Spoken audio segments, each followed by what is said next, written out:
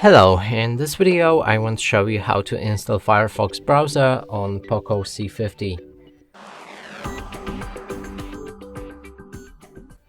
And to do this you need to open your Google Play Store, right here enter Firefox and install it.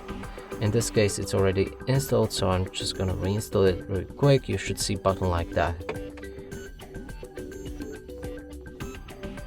When it's ready, open the app. Here we can customize the browser with different theme, picking your toolbar placement. You can sign in to turn on synchronization, switch privacy settings, and read the privacy notice.